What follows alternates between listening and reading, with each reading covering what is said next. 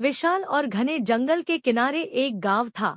यहाँ के लोग सुरक्षित अपने जीवन बिता रहे थे ताकि वे जंगल के अंदर के जीवों से बच सकें। लेकिन गांव के पास जंगल में कुछ ऐसी कहानियां भी थी जिन्हें लोग सुनाते थे, लेकिन किसी को विश्वास नहीं होता था। गांव में एक युवक था, नाम था राजू। वह अपने पिताजी की चरणों में गांव का सरपंच बनने की ख्वाहिश रखता था। राजू बहुत ही उत्साही और मेहनती था। वह रोजाना सुबह जंगल के पास चढ़ा जाता था और गांव की सुरक्षा के लिए निगरानी बनाए रखता था।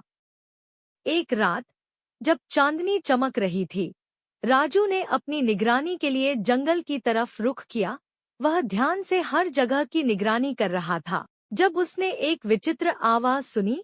वह लगभग आधे किलोमीटर की दूरी पर था, लेकिन राजू ने तत्काल ध्यान दिया। वह चुपचाप आगे बढ़ा और आवाज के स्रोत की ओर बढ़ा।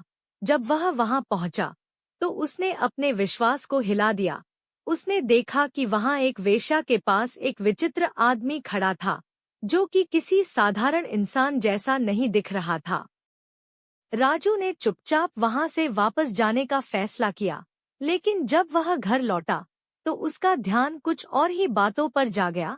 वह याद करने की कोशिश कर रहा था कि वह वेश्या का चेहरा कहीं देखा है।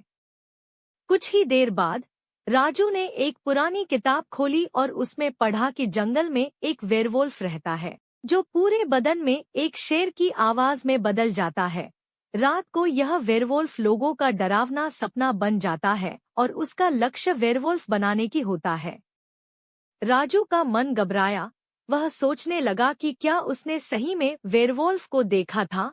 वह डर के मारे थरथराने लगा। वह सोचा कि क्या अब गांव वाले उसे मानेंगे या उसका मजाक उड़ाएंगे। राजू की सोच में डर और उसके मन में उत्साह के बीच उसने सुबह को सोने का फैसला किया।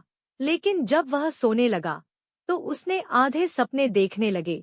उसने महसूस किया कि उसकी आंखों के सामने उस वेश्या का चेहरा है, जो कि वेयरवुल्फ बना हुआ था। राजू को अपनी आंखें मुंह के सामने खुल गईं, लेकिन वह फिर सोने की कोशिश करता रहा। लेकिन वेयरवुल्फ का भयावह चेहरा उसके दिमाग में बस गया था। उस रात राजू को नींद ही नहीं आई। उसके मन में सिर्फ वेयरवुल्फ का भय ही घूम रहा था।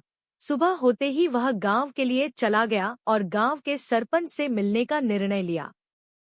सरपंच ने राजू की बात सुनी और उसकी समस्या को समझते हुए वेयरवुल्फ के खिलाफ कुछ कदम उठाने का फैसला किया। एक विशेष टीम बनाई गई जिसमें अनुभवी जानवरों की शामिल थी। वेयरवुल्फ का पता लगाने के लिए उन्होंने रात के समय अनुसार जंगल का पता किया, लेकिन कोई भी ऐसा वाक्यार्थी नहीं मिला जिसने वेयरवुल्फ को देखा हो।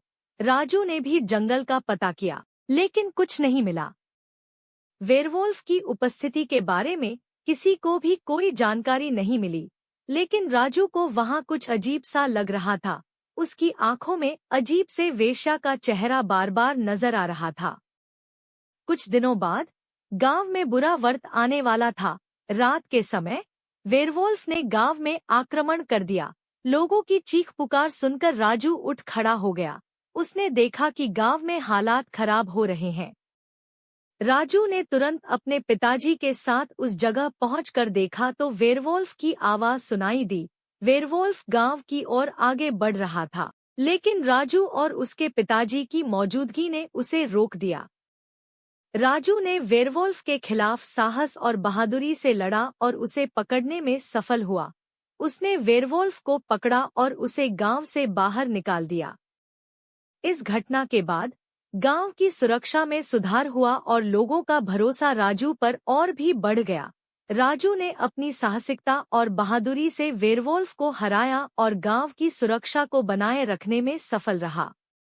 इस कहानी से हमें यह सीखने को मिलता है कि हमें अपने डर का सामना करने के लिए तैयार रहना चाहिए और हमेशा सहारा देने वालों की मदद करनी चाहिए।